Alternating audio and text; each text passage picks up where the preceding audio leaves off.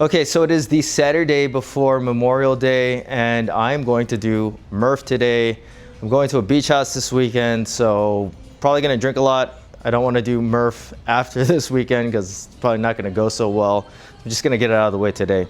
Today is the first time that I am testing out the RAD MALLOWs, which I just got yesterday.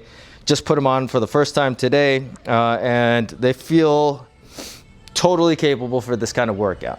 It's 2 miles of running, 300 air squats. These are going to be just fine. They have the same foam as the RAD Synth, which is it's swell foam, so it is 60% TPE, and then the rest is EVA. So decent amount of stability, decent amount of balance. To me, they feel like synths that have a little bit more cushion. They fit a little bit closer, and that's probably something that's gonna put people off, is that they are probably undoubtedly the most narrow out of RAD's running shoes. To me, they feel like I'm wearing V2s in running shoe form. If that's the best way that I could explain it. If you like the way that your V2s fit in a certain size, just get that exact same size for the MALLOWs, and I think you're gonna be fine. And in comparison, synths and UFOs in the same size, they have a little bit more space. The upper's a little bit more forgiving. These ones, I don't wanna say the upper is not flexible. I think it's plenty flexible. It doesn't wanna expand as much as UFOs. It's pretty similar to synths with a little bit less width. But yeah, in general, I'd say they run a little bit smaller. So if you are in between sizes, you probably want to go half a size up.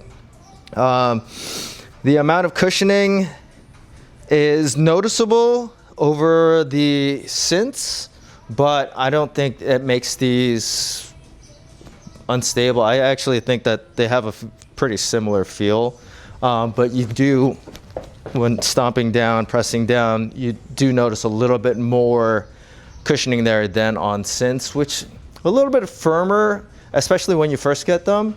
Not as firm as R1s for sure, but a little bit more firm on the running shoe side. But either way, in terms of stability, 300 air squats, these are gonna handle them. In my opinion, I think these are gonna handle them just fine. I don't foresee myself changing shoes at all, but if the need happens, I have other shoes that I could just throw on really quick.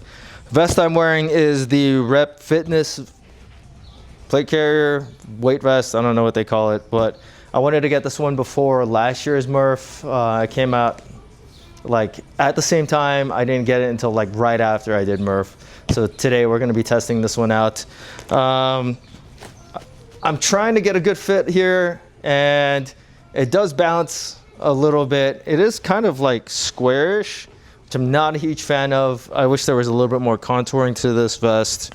The shoulders feel pretty comfortable, and I wish the straps though were elastic, so that when you have the vest on, like when you breathe, it can expand a little bit. This way with these just like nylon straps, like you have to adjust it a little bit more carefully so that you can breathe and it's not too tight, but then at the same time, it's also not bouncing around, so you can't have it too loose either. Maybe they'll revise that in the future, but the straps are not changeable. They are locked into the back part of the vest, or the cummerbund is locked into the back part of the vest, and then strap it over. A nice thing about this vest though that I found is that you can use this patch right here, and this honestly, this keeps it from bouncing more from just by doing this, putting the straps where the patches are, where the MOLLE webbing is. So I might do that when I start running, because even though it looks a little silly, it actually works better. It does have a little pocket here so that you can store your phone and stuff.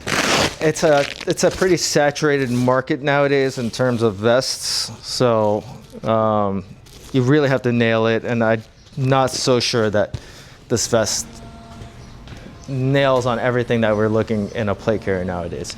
Other than that, that's pretty much it. I gotta get this thing going because I got stuff to do today. I'm doing 50 rounds of 246. It's the easiest way to do Murph, and nowadays I do Murph mainly just because it's a community thing. I'm not doing it to PR, I'm not doing it for any other reason, just to do it because it is a CrossFit thing. And even though I think that 246 is the easiest and the fastest way to do it, the main reason for me doing 246 is that it leaves you the less beat up after Murph. You can recover faster, and I want to train next week like normal, so that's why I'm doing 246. 50 rounds of it. I have my little whiteboard right here, and every time I do 5 rounds, I'm going to check a round off, and that's how I'm going to keep track of my rounds. Pretty simple to do. I've done it this way a few times. Not really a big deal in terms of keeping reps. That's probably the hardest part about it, but that's it. So yeah, we're gonna get this thing going. I'm gonna do my first run outside and probably do my second run on the runner.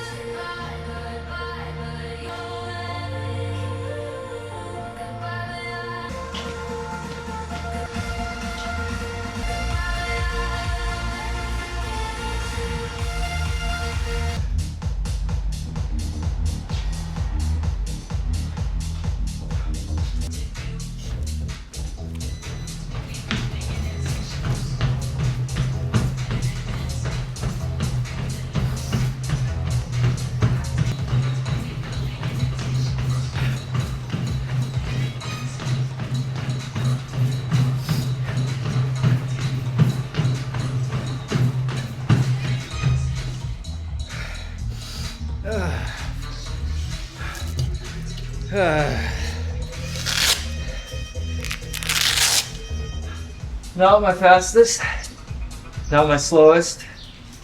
I think pretty good, considering like the only semblance of Murph that I did was like last weekend. And I'm a firm believer that you don't need a Murph prep if you do CrossFit. If you do CrossFit all year long, what's the point of Murph prep? You're prepping for Murph the whole year. So anyway, that's just my take on it.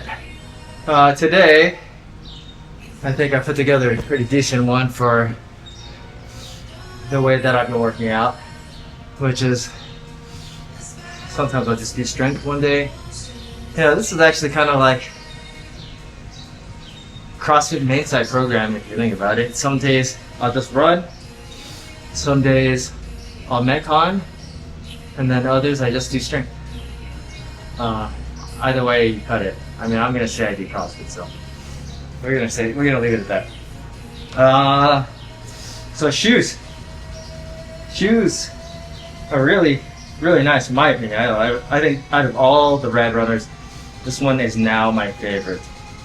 It strikes a balance between responsiveness and stability and cushion and bounce. Like cushion and bounce like UFO, not quite at that level, but getting there. And then more response and stability like Sense. And if you ask me, it's more like Sense than like UFO. But I think for the vast majority of people, the MALLOWs are going to be the best shoe.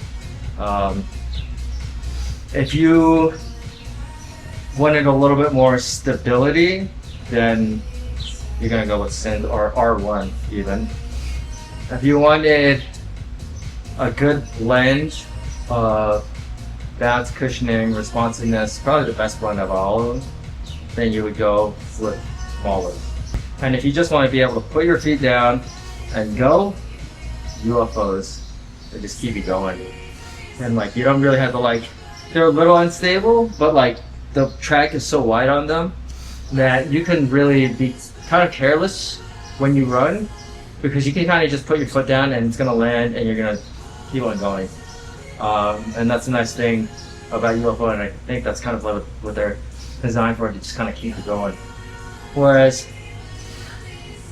the MALLOWs, I think you can go fast, you can go slow, you can train in them. I wouldn't do a whole lot of training in them. They're still a running shoe. Like they're not even close to R1s in terms of firmness. But I think they strike the best mid-ground between all the shoes. Now, do I think that they're the level of Mega Blast? No. I think Mega Blast still has better foam. I don't particularly love the ankle collar on the Mega Blast, but it's okay. I think overall, still the Mega Blast is like the better shoe, but it's $225. It's a lot more expensive. It should be the better shoe.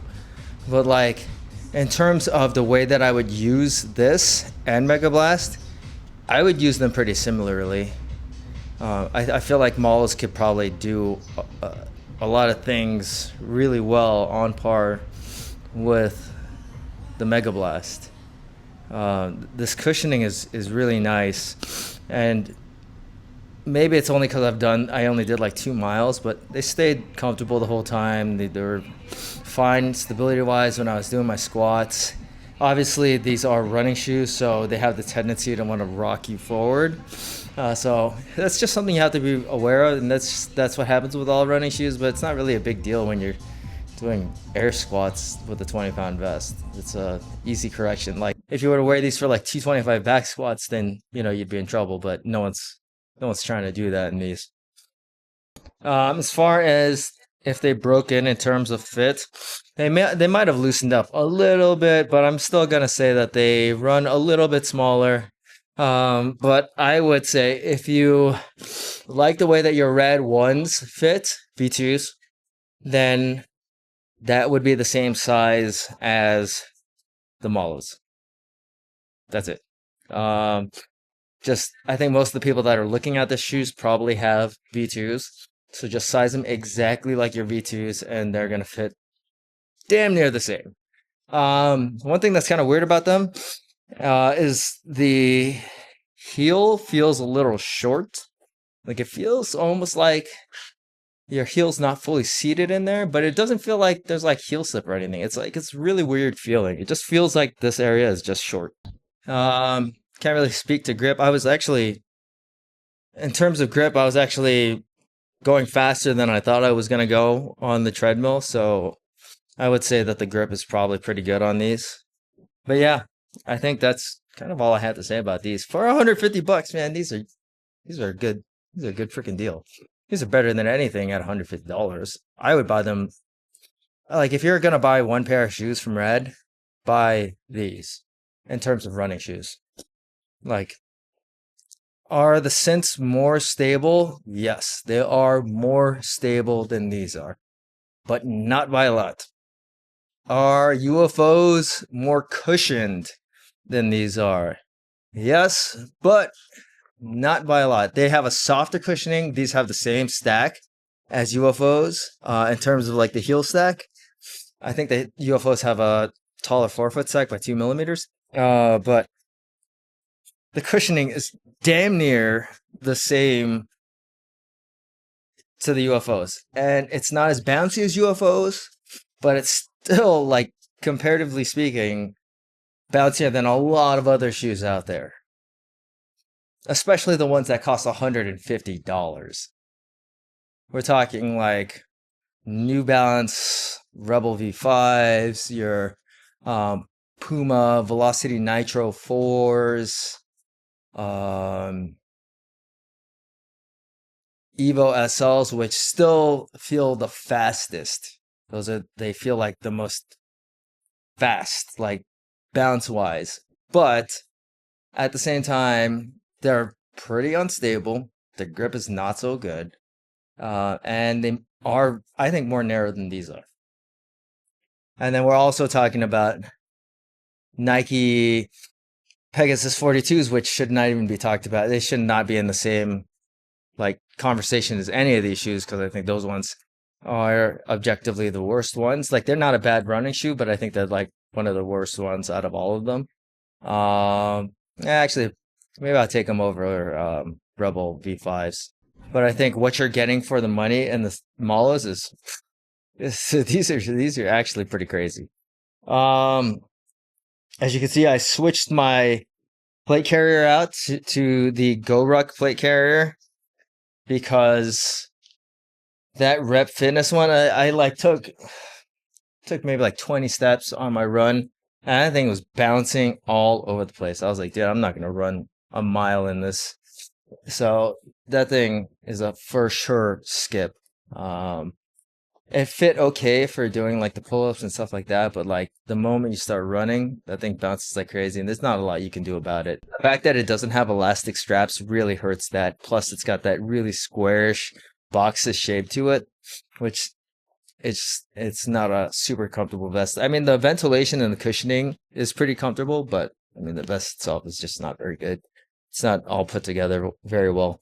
And then I used the RX Smart Gear Alec Grips HD about halfway through the workout. I took them off because I was like, why am I fussing with these? Like, every time I came off the bar to go do push-ups, I had to get them on the way.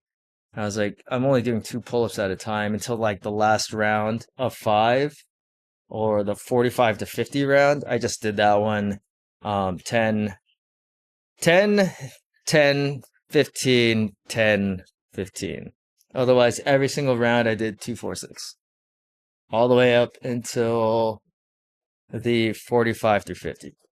And I finished in 54:22. Once again, not my fastest, but also not even remotely close to my slowest. But yeah, that's it. I'm tired now. I gotta eat something, get ready to go to the beach house, and I will catch you guys in the next one.